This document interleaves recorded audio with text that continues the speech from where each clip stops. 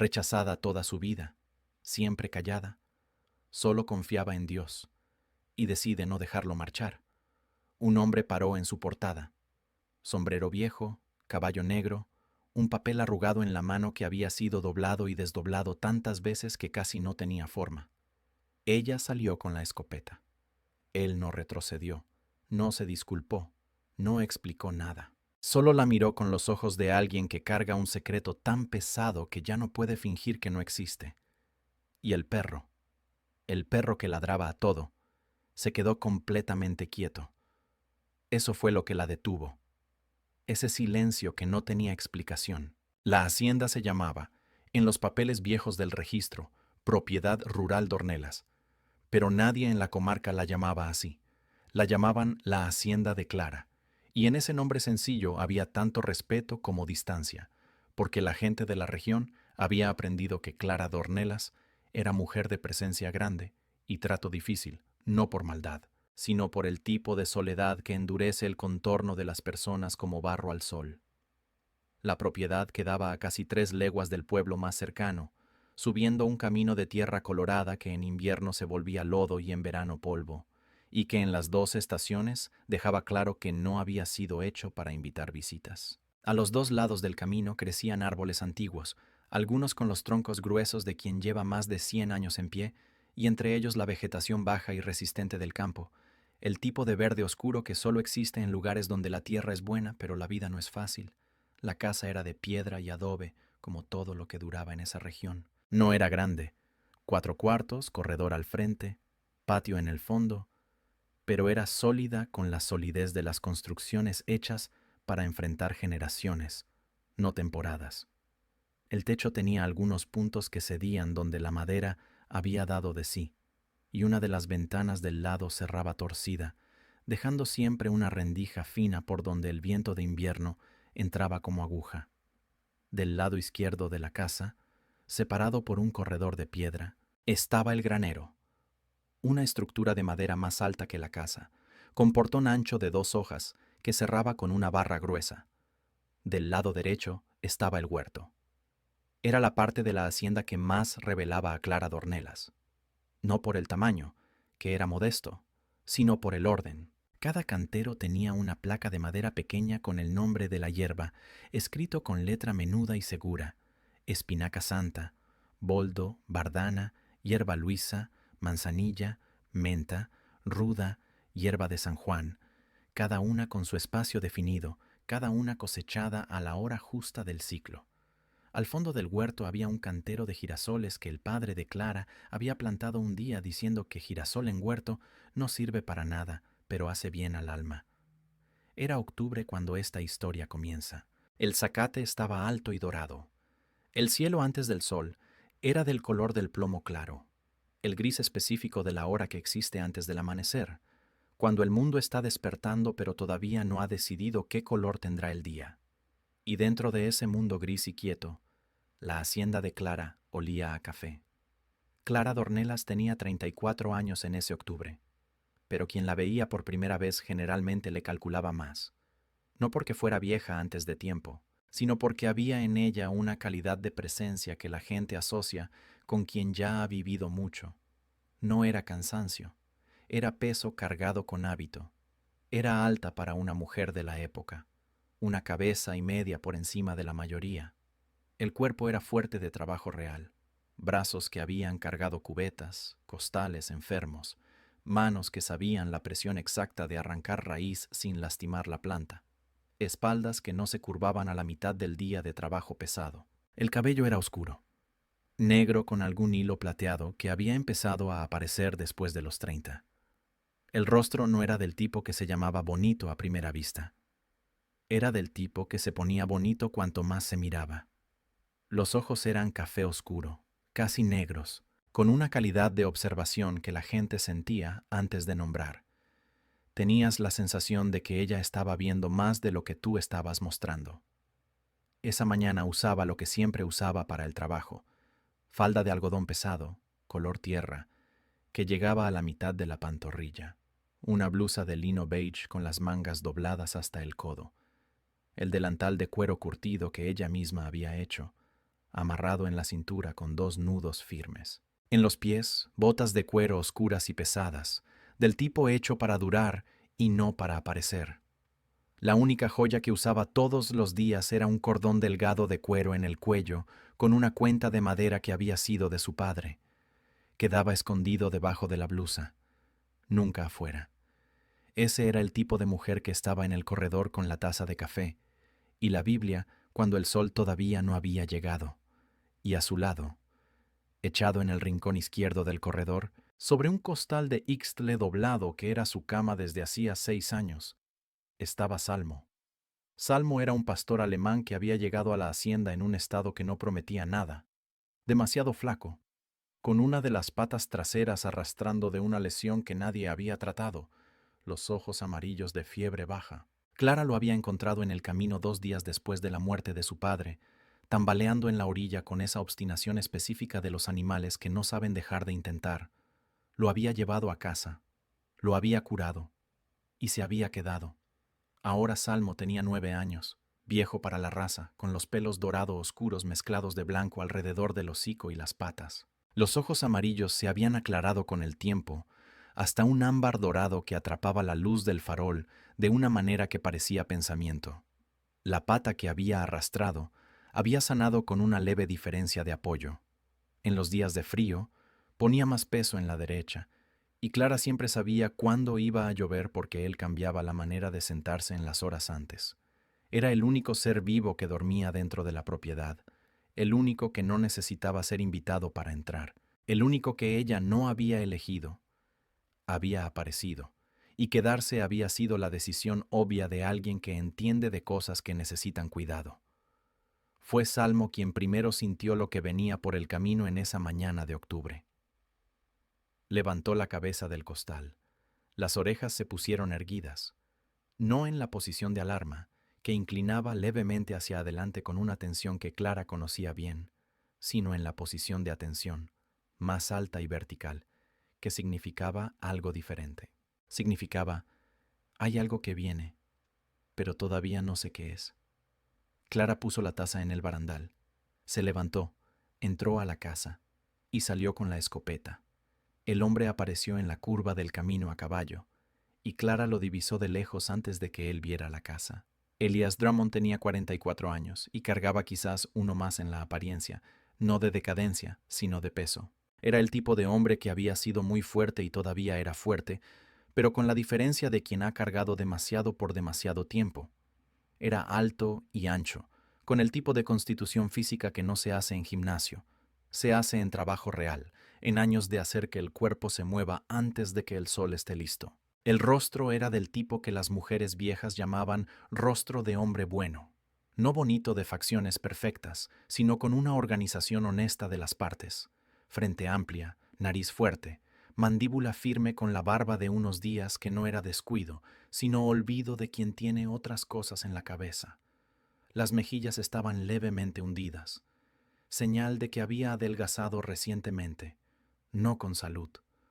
Los ojos eran lo que quedaba, café oscuro, profundos, con esa calidad específica de los ojos de gente que piensa mucho y habla poco. Cuando Elias Drummond miraba a alguien, estaba realmente mirando. Ese día llevaba sombrero de ala ancha, color tierra, con la copa aplastada del lado izquierdo, donde el hábito de años lo había moldeado. Chamarra de cuero marrón, de buena calidad pero desgastada. Camisa de franela a cuadros roja y negra por debajo. Pantalón de algodón pesado del color del añil deslavado. Y botas de caña alta que habían sido buenas un día y que todavía eran funcionales. En la mano que no sostenía las riendas cargaba un papel, doblado en 4, arrugado en las orillas de tanto haberlo abierto y cerrado, sostenido con una firmeza que no era agresividad, era el tipo de firmeza con que uno sostiene la última cosa que tiene. El caballo era oscuro como la noche sin luna, negro con reflejos azulados cuando la luz golpeaba en el pelo corto y liso. Un animal grande y serio, con las patas anchas de quien carga peso desde hace mucho tiempo sin quejarse. Caminaba con la cabeza levemente baja en esa mañana, al ritmo lento de quien ya ha caminado mucho y no tiene prisa de llegar porque llegar significa decisión, y decisión es siempre más pesada que el camino. Cuando llegó a la portada, Elías detuvo el caballo, miró la hacienda, miró a la mujer con la escopeta, quitó el sombrero con la mano del papel, el sombrero y el papel en la misma mano, sostenidos juntos, como si hasta ese gesto necesitara ser económico. Se quedó con la cabeza descubierta un momento, el cabello oscuro y ligeramente plateado aplastado por el ala, los ojos buscando los de Clara con la tranquilidad de quien no tiene nada que esconder pero sabe que la tranquilidad necesita demostrarse, no solo sentirse. Salmo estaba entre Clara y la portada. Olfateaba el aire en dirección al desconocido. No ladró. «Me llamo Elías Drummond», dijo él. La voz era grave y controlada, sin prisa y sin amenaza. «Mi madre fue Sonia Drummond. Ella trabajó en esta hacienda cuando su padre todavía vivía». Clara no se movió. Mantuvo la escopeta en el brazo, no apuntada, pero visible.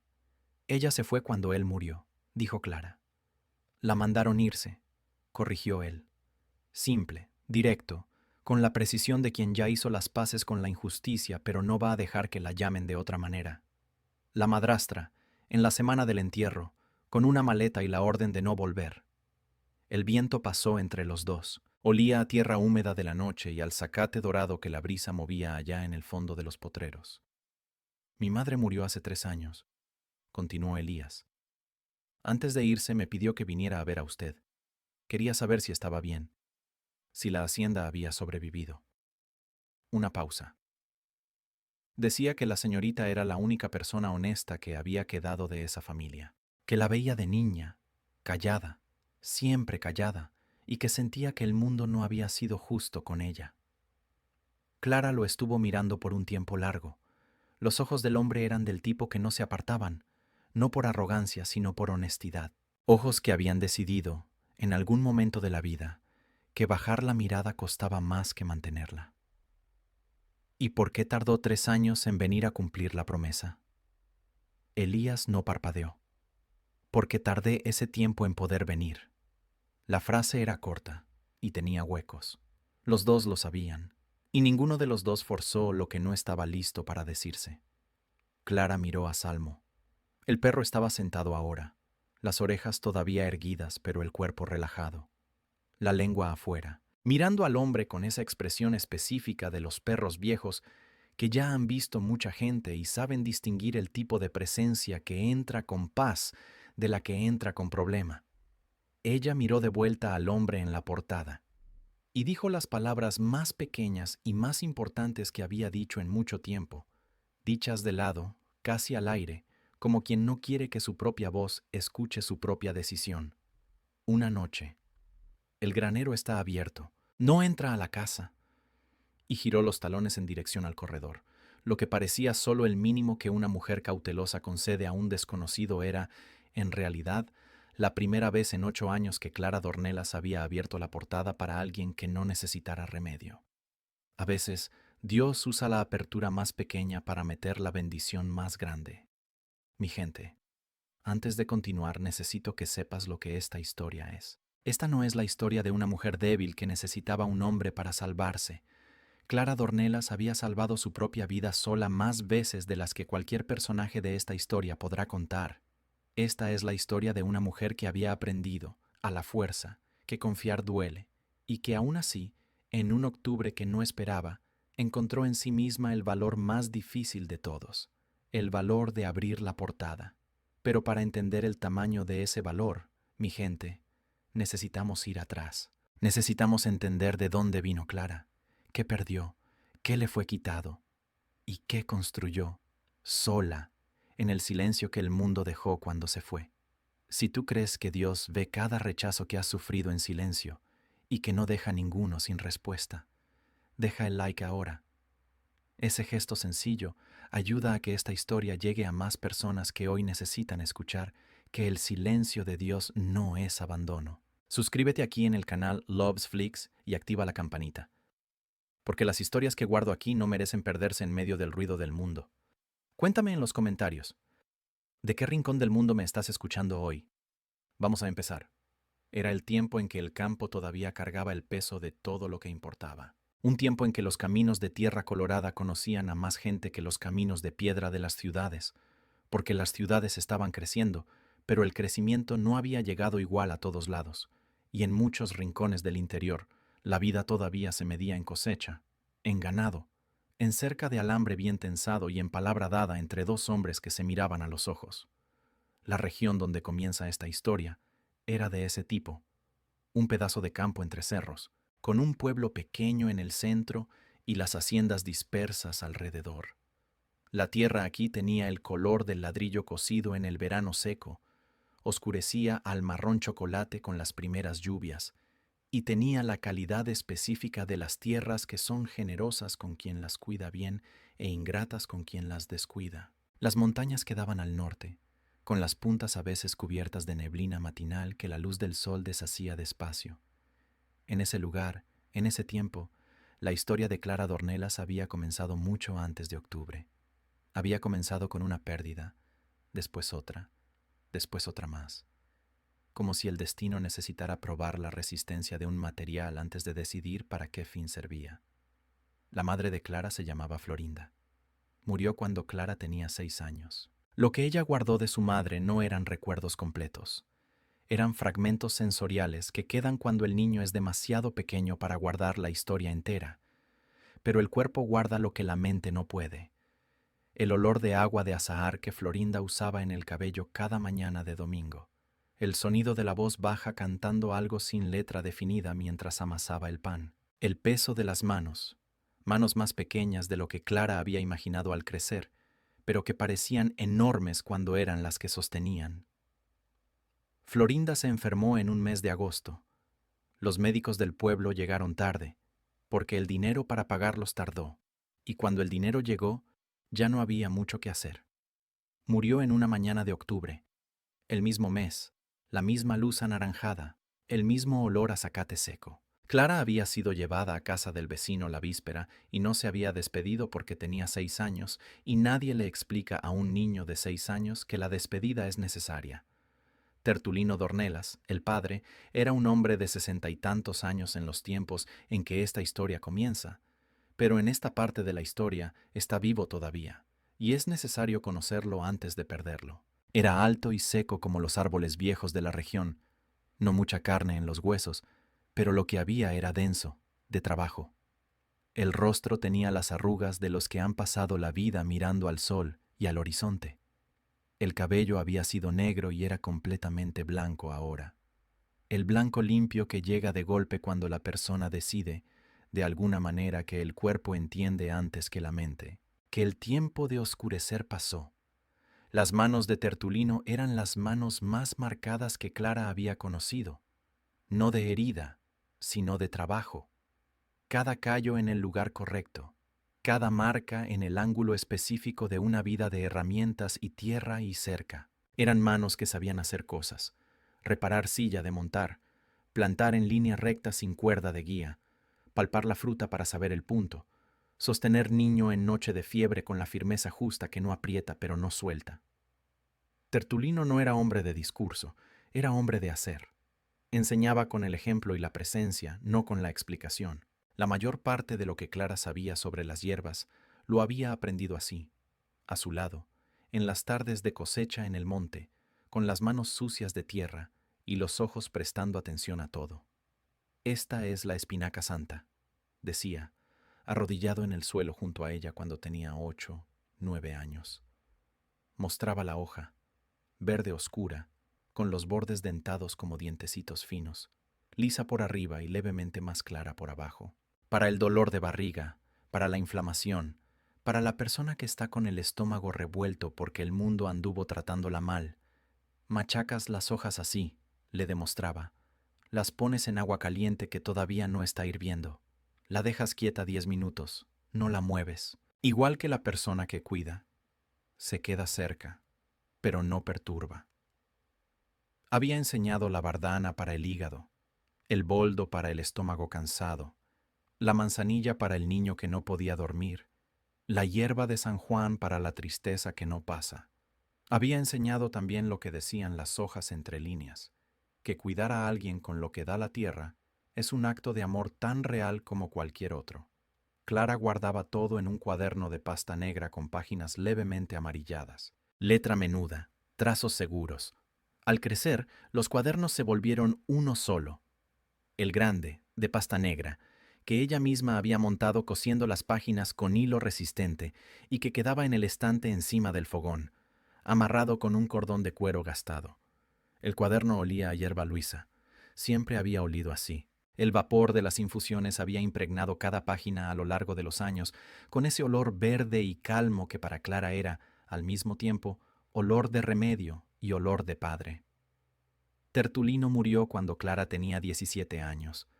Cayó del caballo en una tarde de lluvia. El caballo había pisado en una piedra cubierta de musgo en el camino que cruzaba el arroyo. Había resbalado, y Tertulino había ido de lado sin tiempo de sujetarse. La cabeza había golpeado la piedra justa, en el ángulo justo, con la fuerza justa para que fuera suficiente. Lo encontraron a él y al caballo parado a su lado. El caballo que se había quedado, como se quedan los animales buenos. Clara había llegado tarde. Había llegado corriendo desde el huerto cuando la llamaron, pero cuando llegó al arroyo, Tertulino ya no estaba. No del modo en que la gente habla de que alguien no está, sino del modo real, el modo en que miras el rostro y sabes que quien vivía allí ya se fue y lo que quedó es solo el lugar donde esa persona estuvo. Tenía 17 años, y de un día para otro estaba sola en la hacienda. Pero no estuvo sola mucho tiempo, porque Honorina Páez ya vivía ahí. Honorina había llegado a la hacienda cuando Clara tenía 8 años, 2 años después de la muerte de Florinda. Era mujer de 40 y tantos, viuda de un comerciante que había muerto dejando más deudas que herencia. Venía de una familia que había tenido posición en el pueblo y que había perdido la mayor parte de ella, y cargaba esa pérdida del modo específico de quien fue criado para tener más de lo que tiene, con un resentimiento elegante que se disfrazaba muy bien de dignidad.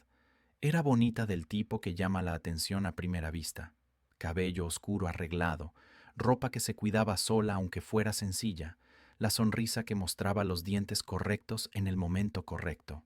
Tertulino se había encantado, como el hombre bueno y solitario a veces se encanta, con la certeza de que la gentileza que se le mostraba era la gentileza que siempre estaría ahí. No estaba. Para Tertulino, Honorina era atenta, paciente, eficiente en la casa, todo lo que un viudo con hacienda e hija pequeña necesitaba. Para Clara era otra cosa. No golpeaba. Esta es la primera cosa que debe decirse porque es la que engaña. La violencia que deja marca visible es la que la gente reconoce. Lo que Honorina hacía con Clara no dejaba marca visible en ningún lugar. Empezó con las miradas.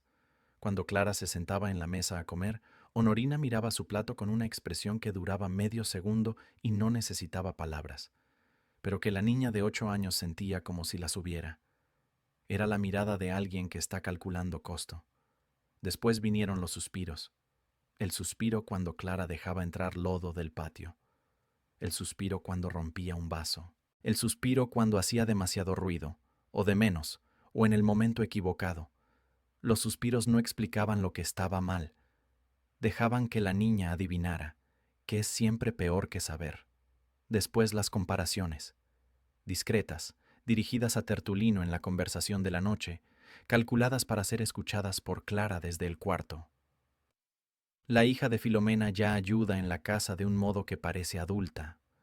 Es impresionante cómo algunos niños toman responsabilidad temprano y otros... La frase nunca terminaba.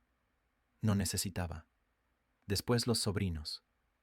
Honorina tenía 2 sobrinos que venían a la hacienda los fines de semana. Niños bien vestidos, bien alimentados, acostumbrados a ser el centro de la atención donde estuvieran. Cuando llegaban, Clara se volvía invisible de manera deliberada y sistemática. La conversación en la mesa se convertía en conversación de ellos. Las atenciones de Honorina eran de ellos. Los juegos en el patio eran sugeridos para ellos. Clara podía estar o no estar. El resultado era el mismo. Y lo peor de todo era que Tertulino no veía. No porque fuera descuidado, porque Honorina era extremadamente buena en lo que hacía. Nunca delante de él, nunca con palabras que pudieran repetirse. Clara aprendió temprano lo que esa situación le enseña a los niños que viven dentro de ella, que ella costaba, que su presencia era una carga, que el menor espacio que ocupaba era más fácil para todos a su alrededor. Había aprendido a comer rápido y en silencio, a salir del cuarto cuando los adultos entraban, a hacer el trabajo de la casa sin que se lo pidieran y sin esperar agradecimiento, a sonreír para esconder la pregunta que nunca paraba de hacerse por dentro. ¿Qué hice de malo para merecer este tamaño de invisible? La respuesta era que no había hecho nada, pero el niño no lo sabe mientras está adentro. Cuando Tertulino murió, el testamento que había registrado en notaría, con firma reconocida, con testigos, con la claridad de quien conocía a Honorina y quería que la voluntad de Dios y del papel prevaleciera sobre la voluntad de quien viniera después, dejaba la hacienda de Ornelas para Clara. Honorina descubrió el contenido del testamento 3 días después del entierro, todavía dentro de los 9 días de duelo, y al 10.º día llegó al cuarto de Clara con la expresión de quien fue robado. «Tendrás que irte», había dicho, sin ceremonia, sin suavización, sin la capa de gentileza que había usado por 9 años cuando Tertulino estaba cerca. «Esta hacienda es de familia, y tú no eres familia. Eres hija de otra que murió y que él trajo consigo cuando se casó conmigo». Clara la había mirado por un tiempo largo. «Mi madre era la familia de quien esta hacienda es», había respondido con 17 años y una voz que no temblaba porque había aprendido a no temblar. «Y el papel registrado en la notaría dice que es mía». Honorina salió del cuarto y contrató abogado al día siguiente. El proceso duró 3 años. 3 años en que Clara vivió dentro de la hacienda que era suya por papel y por derecho, pero que estaba siendo disputada por quien había jurado amor a su padre frente al padre y a la comunidad entera. 3 años en que los sobrinos de Honorina aparecían en la portada con documentos y mensajes. 3 años en que el pueblo entero sabía y hablaba y tomaba partido, algunos a favor de Clara, muchos del lado de Honorina porque Honorina era de familia conocida y Clara era la hija callada que hablaba con las plantas. Al final, el papel de Tertulino, cuidadoso, previsor, firmado por testigos que lo amaban, prevaleció. Honorina salió de la hacienda en una mañana de marzo sin decir adiós. Clara se quedó parada en el corredor viendo levantarse el polvo detrás del auto de los sobrinos hasta que el camino desapareció en el eucaliptal. Después entró, hizo café y se quedó quieta, con 20 años, sola, con una hacienda endeudada por las costas del proceso y con la convicción instalada en los huesos, no como pensamiento, sino como reflejo, de que el mundo era un lugar donde confiar costaba caro y no confiar costaba menos. Los 14 años entre el fin del proceso y el octubre de esta historia fueron de Clara construyendo, no de felicidad declarada, sino de persistencia. Había curado la hacienda de la misma manera que curaba a los enfermos que llegaban a su portada, con paciencia, con conocimiento de las partes, con el principio de que cada cosa mejora antes de empeorar o empeora antes de mejorar, pero que de cualquier manera el cuidado constante es el único camino que existe. Y en la región no tardó en circular la historia de Clara de los modos que las historias circulan cuando pasan por bocas sin gentileza. Decían que hablaba con las plantas, que curaba con cosas que la ciencia no reconocía, que había algo extraño en esa mujer que vivía sola en esa hacienda con un perro y una escopeta y un cuaderno de recetas de quién sabe qué. Bruja, decía quien no entendía. Y quien entendía se quedaba callado, porque gente que entiende aprende pronto que ciertas palabras son cuchillo de doble filo. Clara escuchaba todo eso y no decía nada. Había aprendido con Tertulino. La cuenta que uno tiene es con Dios, y esa cuenta se paga en silencio. Ahora sí, mi gente, lo que Clara no sabía todavía, lo que ninguno de los dos sabía todavía, era lo que Elias Drummond realmente era. Elias Drummond era rico, no el tipo de rico que se anuncia, el tipo que se percibe por los detalles que están mal. La ropa gastada en el hombre que llegó a caballo no era de quien no tenía dinero para comprar otra. Era de quien había dejado de importarle lo que viste cuando lo que importaba de verdad se estaba perdiendo. Su padre había sido hombre de negocios, comercio, después tierra, Después una operación que combinaba las dos cosas en una escala que en esa región era poco común.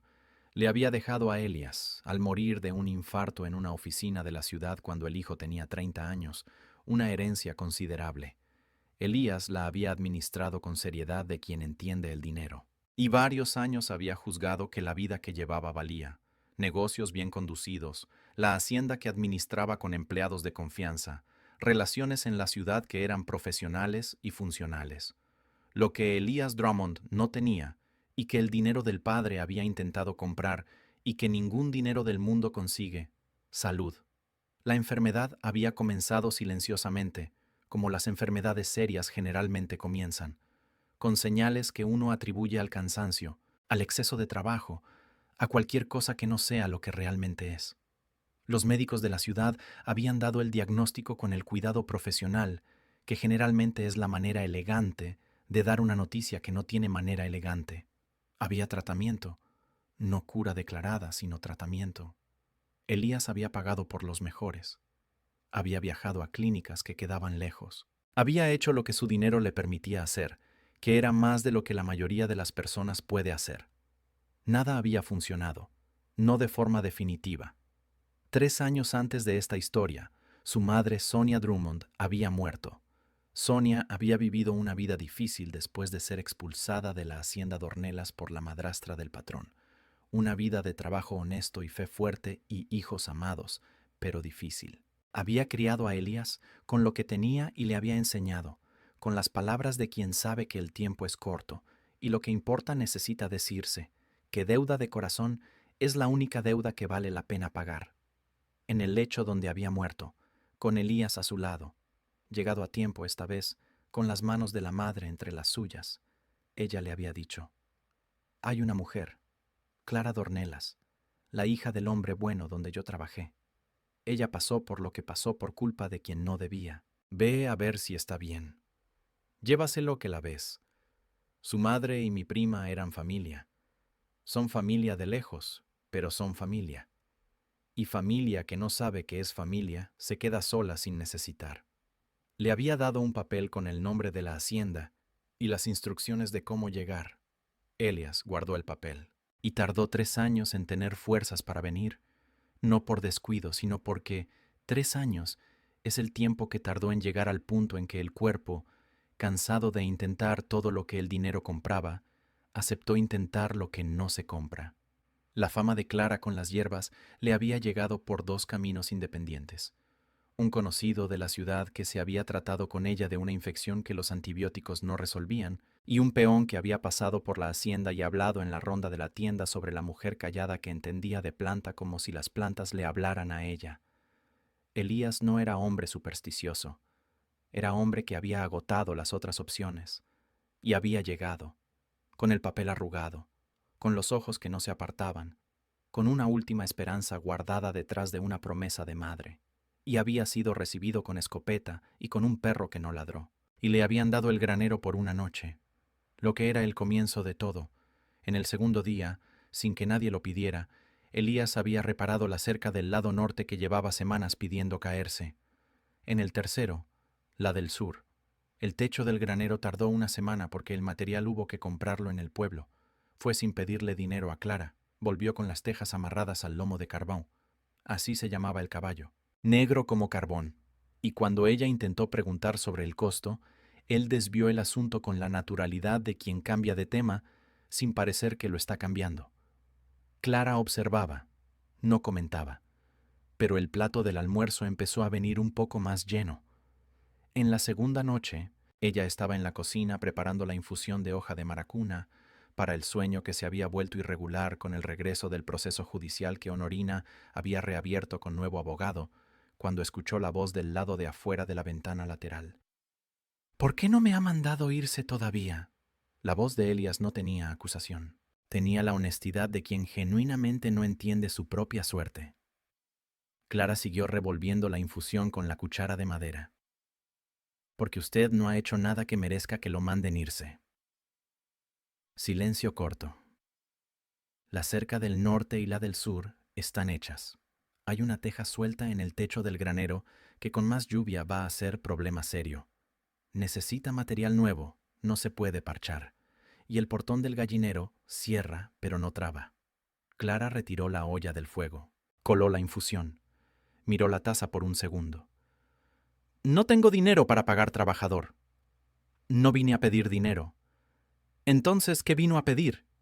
La pausa que siguió tenía el largo de una decisión tomándose despacio. Elías no era hombre que dijera cosas antes de tener la certeza de que las palabras eran las correctas. Un lugar para quedarme mientras pueda ser útil, dijo al fin. Techo. Puede ser el granero, no necesito más que eso. Comida, lo que haya. El derecho de trabajar sin tener que explicar cada cosa que hago. Y cuando ya no sirva, me voy sin que me lo pidan. Clara llevó la taza hasta la ventana y la puso en el marco, del lado de afuera. Lo miró por primera vez sin la escopeta en el brazo. El rostro de Elías en esa luz débil de ventana era el rostro de alguien que ha llegado al fin de las opciones de orgullo y está haciendo lo más difícil, pidiendo, no con humillación, con la dignidad específica de quien sabe lo que necesita, y lo pide de frente porque cualquier otra manera sería deshonestidad. Café a las 5 de la mañana, dijo Clara. Almuerzo al mediodía, lo que haya. Cena cuando el sol baje. No entra a la casa sin ser invitado. No le pregunto de dónde vino ni por qué vino. No me da razón de lo que hace en la hacienda. Solo me dice cuando necesite material que cueste dinero. Él miró la taza, la miró a ella. De acuerdo. ¿Y el nombre del caballo? La pregunta lo tomó de sorpresa. La primera vez que la expresión de él cambió de verdad, un leve desplazamiento que era casi sonrisa, pero no llegó. Carvaon. Buen nombre. Clara cerró la ventana. Los dos habían ganado lo que necesitaban. Ninguno de los dos había pedido directamente lo que necesitaba de verdad. Todavía no. Pero a veces lo que uno consigue pedir es la puerta para lo que uno necesita. Y a veces es Dios quien sabe la diferencia cuando uno todavía no sabe. Las semanas que siguieron fueron de transformación silenciosa. Elías trabajaba como alguien que estaba probando algo a sí mismo. No a Clara, no al mundo, sino al cuerpo que había intentado convencerlo de que ya no servía para nada. Cada cerca reparada era una respuesta a esa mentira. Cada teja ajustada, cada herramienta limpia del orín y colgada en orden correcto, cada palada de estiércol en el gallinero, todo era la demostración de que el cuerpo todavía respondía, todavía podía, todavía servía para algo que no fuera echarse en cama de hospital a esperar. Y en el huerto fue donde algo empezó a cambiar entre los dos. Él había entrado al cantero de las hierbas en el 5.º día, no sin antes mirar a Clara, que estaba del otro lado de la cerca, y esperar a que ella no dijera que no. No dijo nada. Él entró con cuidado de quien no quiere lastimar lo que no conoce. Se arrodilló junto a la bardana y se quedó mirando un rato antes de tocar algo.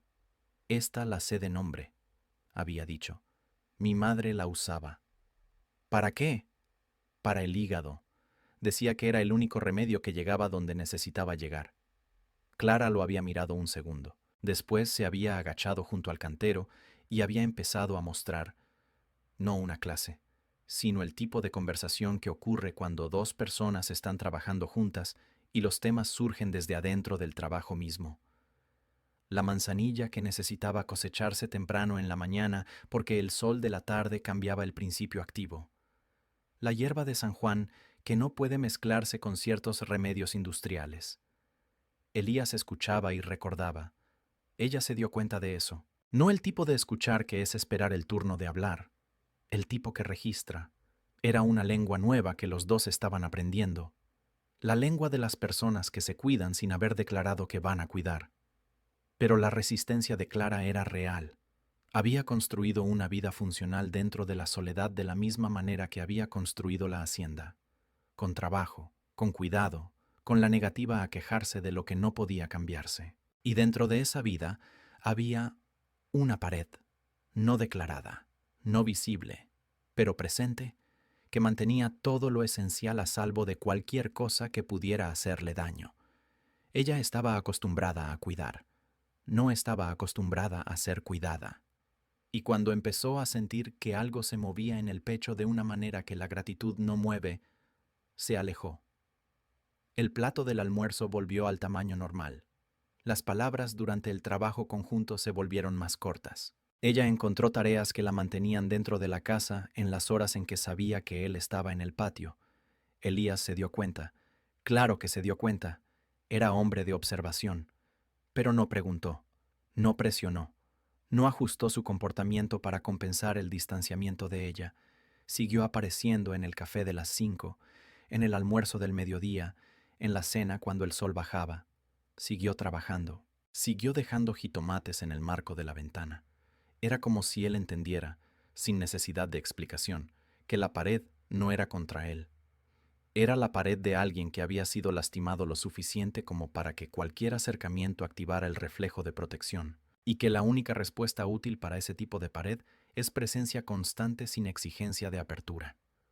Fue en una tarde de viento cuando Elías se desmayó en el corral. No fue caída con estruendo. Fue el tipo de descenso lento de quien el cuerpo simplemente dejó de cooperar por unos segundos, las rodillas cediendo antes de que la decisión llegara. Carbón se había quedado parado a su lado, como se quedan los caballos buenos, sin asustarse con el ruido del hombre cayendo de lado sobre la paja. Salmo llegó primero. Cuando Clara escuchó el sonido y corrió, encontró al perro sentado junto al hombre tendido, quieto como centinela. Ella se arrodilló. Verificó la respiración. Regular, pero más rápida de lo que debería. El pulso, acelerado y con una irregularidad que ella había aprendido a reconocer. La frente, caliente pero sin fiebre. Los ojos abrieron en unos segundos. «No es nada», dijo él, intentando levantarse antes de que el cuerpo estuviera listo. «Quédese quieto». Esa tarde, mientras él descansaba en el banco de la sombra del corredor, Clara fue al granero. La bolsa de cuero colgaba del clavo junto a la silla. La abrió con las manos que no temblaron porque había aprendido a sostener el temblor por dentro. El documento del hospital estaba doblado dentro del bolsillo interior, doblado en el mismo patrón que el papel arrugado que él había sostenido en la portada. Leyó despacio. Dobló el papel. Se quedó parada un tiempo largo. Después volvió al corredor y se sentó en la silla de frente a él. Por un tiempo largo, los dos se quedaron en silencio. Él con los ojos cerrados, ella con los ojos en el horizonte donde las montañas estaban color cobre al final de la tarde. «Sabía de mi reputación con las hierbas antes de venir», dijo ella. No era pregunta, una pausa. Sabía. ¿Y la promesa a su madre? Era real. La firmeza era real también. No fue pretexto para venir. Había la promesa. Y también había la última cosa que no había intentado todavía. ¿Por qué no lo dijo desde el principio? El sol había bajado más un palmo. El olor de la tierra húmeda del riego de la tarde se mezclaba con el olor de las hierbas del huerto que el viento traía. Porque cuando uno solo tiene una cosa más que intentar, dijo Elías sin abrir los ojos, tiene miedo de que esa última cosa también diga que no. Clara lo miró, y entonces, sin más palabras, se levantó y fue a la cocina. Se quedó frente al estante de las hierbas, los ojos pasando por los frascos alineados con las etiquetas en la letra de Tertulino, cada uno con el recuerdo de una tarde de cosecha, de una mano guiando la suya, de una voz que enseñaba sin alzar el tono. La tierra da el remedio, uno da el cuidado, y Dios da el resultado. La parte de Dios nunca ha fallado. Extendió la mano y tomó el primer frasco. El tratamiento que siguió fue de semanas, infusiones preparadas cada mañana antes del café, compresas específicas en los días de recaída, una disciplina de horarios y dosis que Clara aplicaba con la precisión de quien entiende que el cuidado constante es el único camino que existe. Elías cumplía sin preguntar, con la obediencia serena de quien ha entendido que ya no tiene orgullo que valga más que la posibilidad de seguir vivo. Y mientras tanto, doña Generosa Vilena hacía lo que doña Generosa Vilena hacía.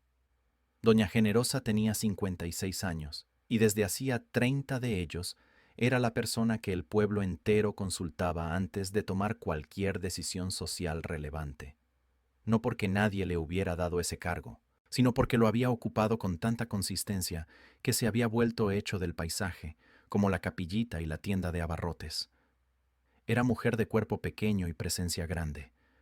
El cabello era grisáceo, recogido en una trenza que enrollaba en la nuca con una aguja de cuero. Usaba siempre faldas oscuras y blusas de algodón claro, y en el cuello un rosario de cuentas de madera que pasaba entre los dedos cuando estaba pensando, que era la mayor parte del tiempo. Había sido amiga íntima de Honorina Páez durante los años en que la madrastra estuvo en la hacienda. No por complicidad declarada con lo que Honorina había hecho a Clara. Doña Generosa no tenía maldad calculada. Tenía convicción que es a veces más peligrosa que la maldad, porque la maldad a veces flaquea y la convicción no. La convicción de Doña Generosa era que las cosas tenían un orden correcto, y que ese orden correcto incluía que mujeres solas no tuvieran hombres desconocidos viviendo en propiedades sin explicación, contrato ni familia que diera fe. Llegó a la portada de la hacienda en una tarde de martes. Bajó del caballo con la lata de galletas que había traído como pretexto y la sonrisa que no llegaba a los ojos. «Vine a saber si todo está bien, Clara», dijo, sentándose en la silla del corredor sin ser invitada, con la naturalidad de quien está por encima de las invitaciones. «La región entera está comentando. La región entera tiene tiempo de sobra», dijo Clara.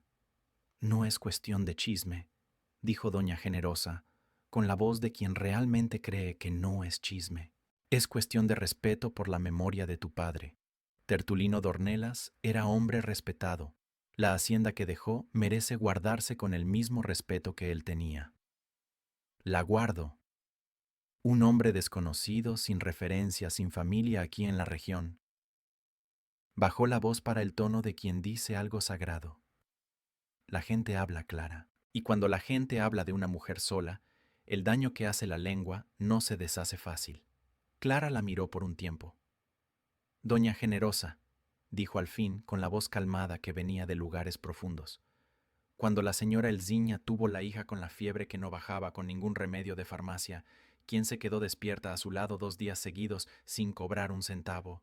Cuando el peón de la hacienda del cerro se cortó la mano y estaba yendo para infección, ¿a quién llamaron? Cuando la señora misma estuvo enferma hace 2 inviernos, ¿quién mandó el caldo con las hierbas que el médico dijo que ayudó más que cualquier medicina?» Pausa. En ninguna de esas veces escuché a la región entera comentar sobre el respeto que la memoria de mi padre merecía. Doña Generosa se quedó con el color del rostro cambiando. «Puede irse con Dios», dijo Clara levantándose, «y las galletas puede llevárselas. Habrá algún nieto que le guste más que a mí».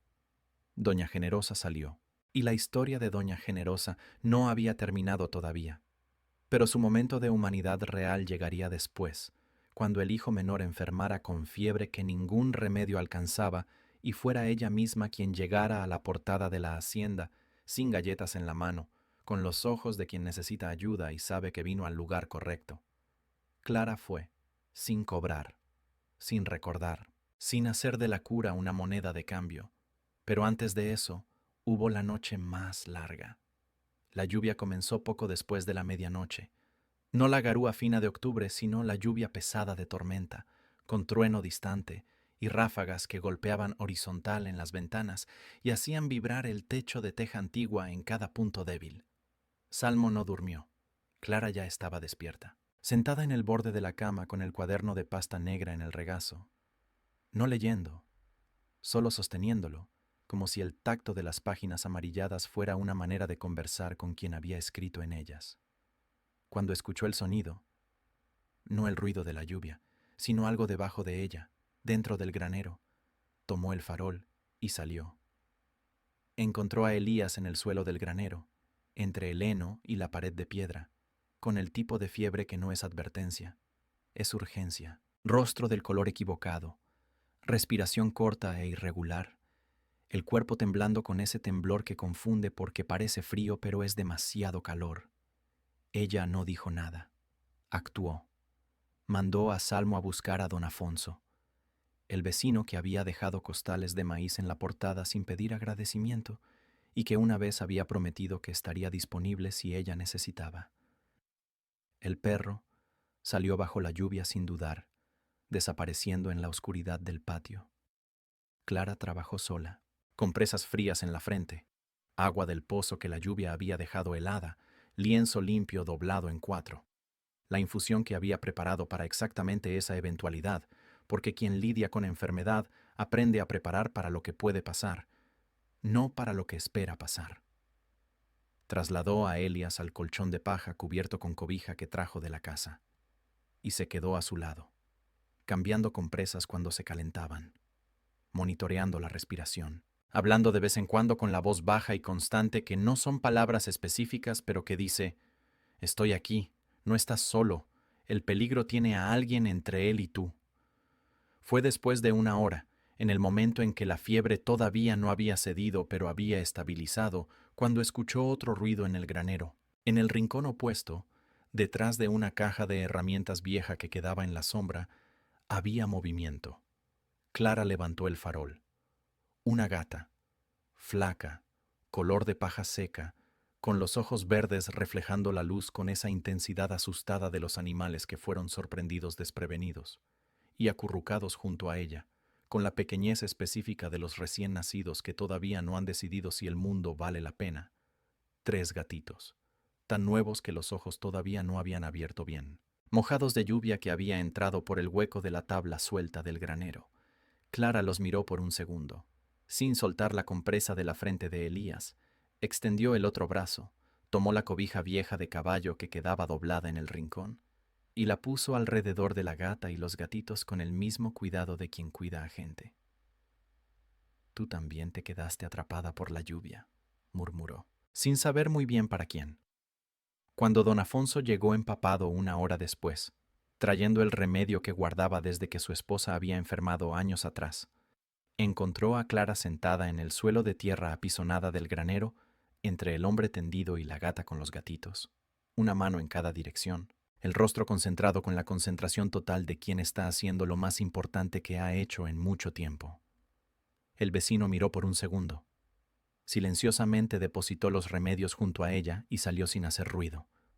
A las 3 de la mañana la fiebre empezó a ceder. Elías abrió los ojos. Encontró el rostro de Clara cerca del suyo, la luz del farol a media llama iluminando el perfil de ella, la nariz recta, la línea seria de la boca concentrada, el cabello suelto porque había salido de la cama y no lo había recogido. «Estás aquí», dijo, con la voz de quien acaba de subir de un lugar profundo. «Estoy». «¿Por cuánto tiempo?» Clara cambió la compresa por última vez. Puso la mano en el pulso de él, verificando, contando, leyendo. El latido estaba más regular, la piel más fría. «Por el tiempo que sea necesario».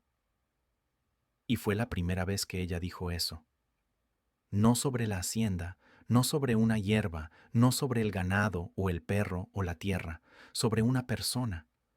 Solo se dio cuenta más tarde, cuando el sol estaba saliendo y la lluvia se había vuelto garúa fina, y Elias dormía con la respiración regular, y ella estaba recostada en el pilar del granero con Salmo, en el regazo, y los 3 gatitos de la gata acurrucados en la cobija de caballo.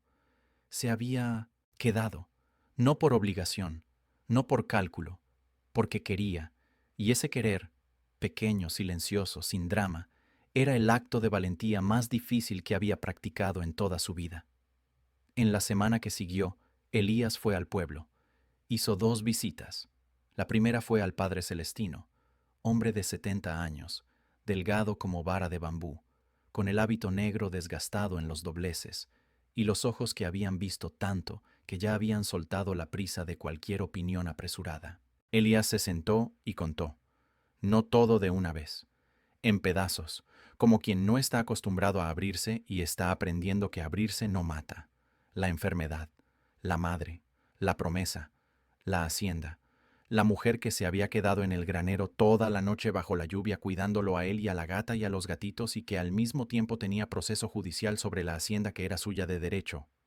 El padre Celestino escuchó todo sin interrumpir. Se quedó en silencio por un tiempo y luego dijo, con la voz quieta de quien no necesita volumen para llegar a donde quiere llegar. El duelo no es prisión, hijo. Honrar a quien se fue no es desmoronarse junto a él, es seguir de pie, cuidando lo que quedó y lo que todavía puede florecer, si tienes el valor de plantarlo. Elías llevó esa frase dentro del pecho por el camino entero de vuelta. La segunda visita fue a la tienda de Doña Generosa. Ella estaba detrás del mostrador cuando él entró. Había otras 3 personas: el herrero del pueblo, la mujer del panadero, un peón que compraba harina. Elías no bajó la voz. Doña Generosa, dijo, quitándose el sombrero con la naturalidad de quien fue criado con educación. Sé que usted era amiga de Honorina Páez. Respeto que guarde memoria de quien quería. Ella se puso rígida. Pero, siguió él, con la calma de quien tiene razón y no necesita aprobación para afirmarla. Cuando usted estuvo enferma hace 2 inviernos, ¿quién mandó el caldo con las hierbas que el médico dijo que ayudó más que cualquier remedio? Cuando el hijo del panadero tuvo la fiebre que no bajaba, ¿quién se quedó despierta a su lado sin cobrar? Cuando el peón de la hacienda del cerro se cortó la mano y se estaba yendo para infección, ¿a quién llamaron y quién fue? Cada pregunta se quedó en el aire de la tienda como campana de misa que no esperaba respuesta, porque la respuesta era la misma en las 3. Y todos los que estaban ahí lo sabían.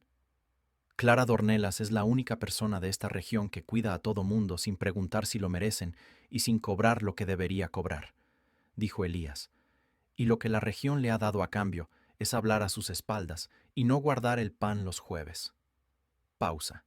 Vine a informar que me voy a casar con Clara Dornelas. No vine a pedir bendición. Vine a informar porque me parece más honesto que usted supiera antes de escuchar lo de otro. Giró los talones. Salió. Del lado de afuera, el viento de la tarde olía a pino y a comienzo. Encontró a Clara en el huerto esa tarde, de rodillas en la tierra, deshiervando el cantero de manzanilla, las manos negras de tierra hasta la muñeca, el delantal de cuero amarrado firme en la cintura, el cabello suelto porque había olvidado recogérselo por la mañana. Él entró por la portezuela lateral, se arrodilló en el cantero de junto, el de la bardana, que también necesitaba deshierve. Empezó a trabajar. Trabajaron en silencio por un tiempo que no tenía prisa de acabar. Contraté abogados para el proceso, dijo él. Clara detuvo las manos. Yo no pedí. No pidió. Pero yo tengo el recurso y usted tiene la razón. Y razón sin recurso pierde ante la mentira más cara cada vez. Una pausa. El caso va a caer. Honorina no tiene fundamento, solo tiene un abogado caro, y ahora usted tiene más. Clara se quedó callada un momento. ¿Por qué hizo eso? Las manos de Elías se detuvieron también. Quedaron abiertas sobre la tierra entre las 2 hileras de bardana, negras como las de ella, del mismo trabajo. Porque usted me devolvió tiempo que pensé que no tenía. Habló a los canteros, no a ella, y necesitaba hacer algo con ese tiempo que valiera la pena, que quedara después de que me fuera. Clara levantó el rostro. Elías volvió la cabeza para mirarla. Directo, con los ojos que no se apartaban, esos que habían decidido en algún momento que la honestidad costaba menos que la apariencia. No tengo cómo prometerle que seré fácil. La voz estaba calmada, pero había peso dentro de ella. Cargo demasiado. Tardo en confiar y tardo más todavía en abrirme. Sé trabajar. Eso sí sé hacer de verdad. Y sé que no me voy cuando se pone difícil. Porque el hombre que se va cuando se pone difícil es lo que aprendí a no ser viendo la diferencia que hace cuando alguien se queda. Una pausa más larga. Puedo ofrecer eso. Y el apellido, si lo quiere. Y la certeza de que nunca más va a despertar sin saber si la hacienda es suya y de quien usted quiera que sea. Clara lo miró por un tiempo largo. ¿Se quiere casar conmigo? ¿Conmigo de verdad? ¿O con la gratitud por el tratamiento? Elías no se apartó.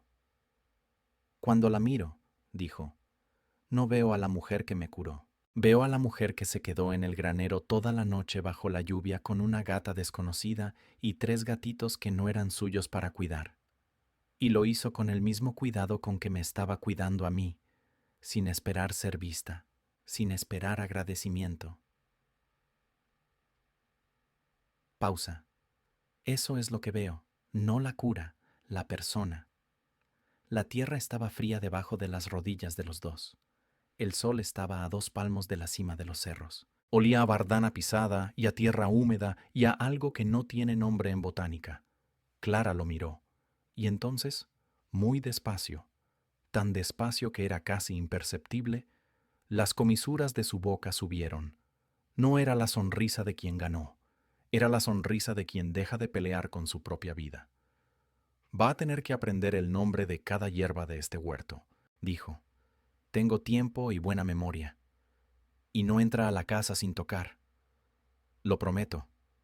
Y el café de la mañana no lleva azúcar. Ya me había dado cuenta. Empecé a tomarlo sin azúcar también. La sonrisa se abrió 1 milímetro más. Está bien, entonces. La boda fue en la capillita de piedra del pueblo, un sábado de mañana, con el cielo limpio del tipo que solo aparece después de semana pesada de lluvia. Clara usó el vestido de su madre, blanco que se había vuelto marfil con los años, guardado en una caja de cedro desde que tenía memoria. El bordado de las mangas era sencillo, flores pequeñas hechas con hilo blanco sobre tela blanca, visibles solo de cerca. Cerró los 11 botones de nácar de la espalda ella sola, porque no había nadie que la ayudara. Entró a la capillita sola, sin padre que le diera el brazo. Tertulino había muerto hacía 17 años, sin familia de sangre que quedara. Honorina había alejado a los primos, y los primos se habían dejado alejar, sin la aprobación de quien no había pedido y que no había dado de gratis. Caminó por el pasillo de piedra fría con el olor de incienso y cera de vela y humedad vieja de la capillita. Don Afonso estaba en el primer banco. Había llegado temprano, de traje oscuro que guardaba para las ocasiones que importaban, con el sombrero en el regazo y el rostro con la expresión de quien siempre ha estado presente cuando hizo falta y que no necesita que nadie lo reconozca en voz alta. El Padre Celestino esperaba al frente. Elías esperaba a su lado. Cuando Clara llegó a su lado y él se volvió a mirarla, con la expresión del hombre serio cuando algo lo atraviesa de verdad, sin exageración, sin discurso, ella sintió el estómago apretarse del tipo correcto. «Viniste», dijo él en voz baja. «Vine. Pensé que podías cambiar de idea en el camino». «Cuando decido algo», dijo Clara, «no cambio por el camino». El Padre Celestino, que había escuchado, cerró el libro por un segundo y los miró con los ojos que habían visto mucha gente frente a frente en ese altar. «Entonces», dijo, abriéndolo de nuevo, «podemos empezar». Elías dijo sí con la voz firme de quien ya hizo las cuentas y no tiene duda. Clara dijo sí con la voz calmada de quien esperó lo suficiente para saber lo que está aceptando. Del lado de afuera, Salmo estaba sentado en el último escalón de la entrada, como si supiera exactamente cuál era su lugar. Cuando los dos salieron de la capillita, el perro se puso de pie despacio con la lentitud de los perros viejos y movió el rabo 3 veces, lento, seguro, del tipo que no necesita velocidad para ser verdadero. Los años que siguieron contaron lo que la vida cuenta cuando las cosas caen en el lugar correcto. Los médicos de la ciudad que le habían dado a Elias meses de vida se quedaron sin las palabras precisas cuando los exámenes de 6 meses después volvieron diferentes de lo esperado. Clara no se sorprendió. Había visto la respuesta construirse semana a semana. El proceso judicial de Honorina cayó definitivamente 1 año después de la boda. Los abogados que Elias había contratado desmontaron el argumento de la madrastra en 3 audiencias. Honorina se retiró sin ceremonia, como se retiran las personas que construyen casos sobre interés y no sobre principio. La hacienda quedó, con papel firmado, con firma reconocida, con juez que se cansó de la historia, de Clara Dornelas Drummond. La hacienda creció, no con velocidad, con raíz. Elías tenía talento para negocio de campo que había quedado dormido durante los años de ciudad y de enfermedad. Clara enseñaba las hierbas y él aprendía con la atención de quien tiene buena memoria, como había prometido. En 2 años sabía distinguir la bardana de la espinaca santa de lejos, sabía qué hora cosechar la manzanilla, sabía preparar la infusión de hierba luisa en el punto correcto sin necesitar orientación.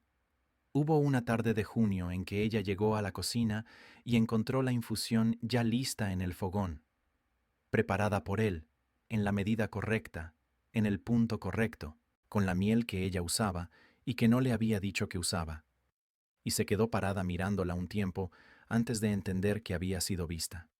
No observada, vista.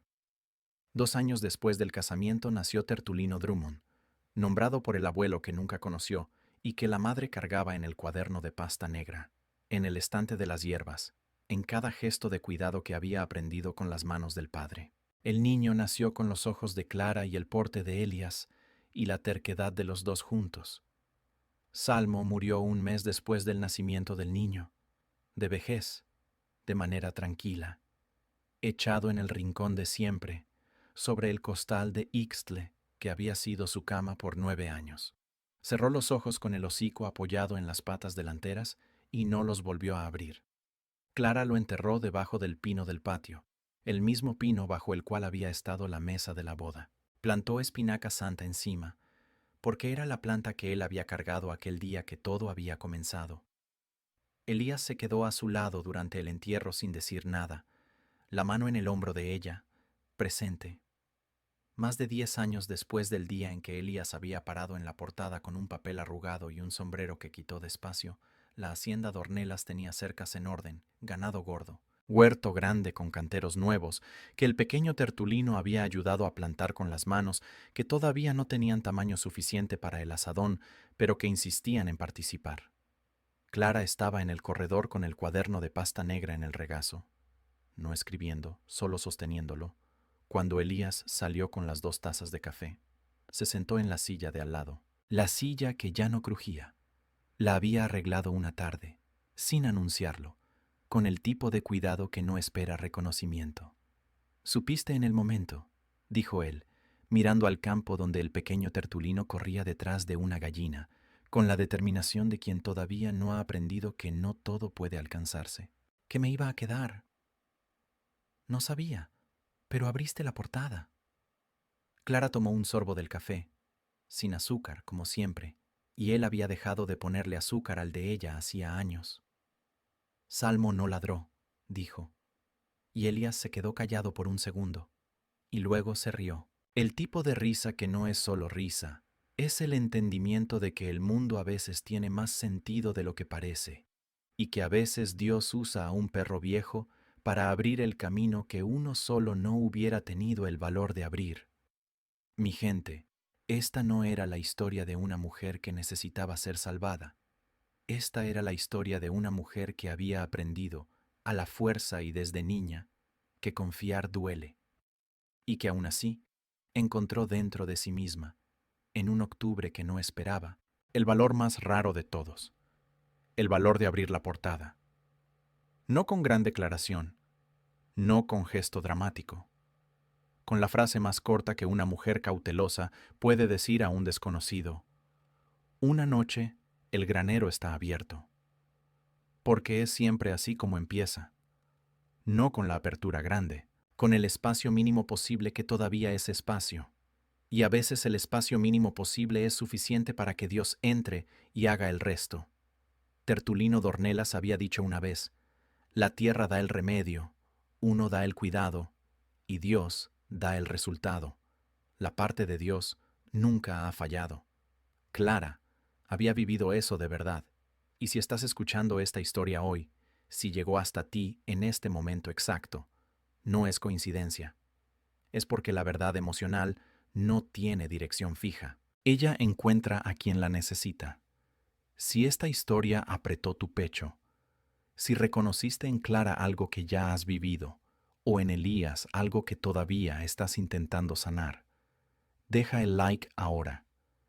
Ese gesto sencillo ayuda a que esta historia llegue a más personas que hoy tienen la portada cerrada por dentro y que necesitan escuchar que Dios a veces usa señal pequeña para abrir el camino más grande. Suscríbete aquí en el canal, nombre del canal, y activa la campanita, porque todavía tengo muchas historias guardadas de gente sencilla que hizo cosas que el mundo no va a contar en libro, pero que Dios no va a dejar que se olviden.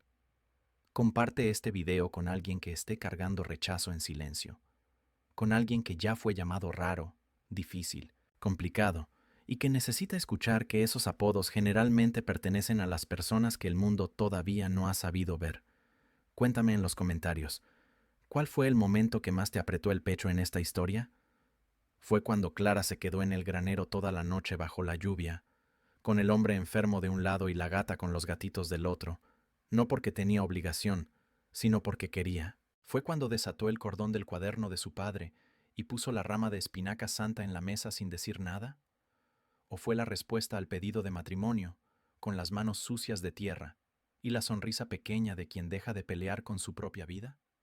Cuéntame, porque los comentarios que dejan aquí valen tanto como cualquier historia que yo cuento. Recuerda, a veces uno cree que solo está no mandando a alguien lejos, pero Dios sabe que lo que uno está haciendo, en realidad, es abrir la portada. Hasta la próxima historia. Quédense con Dios, y que Él bendiga su casa así como bendijo la de Clara y Elías Drummond.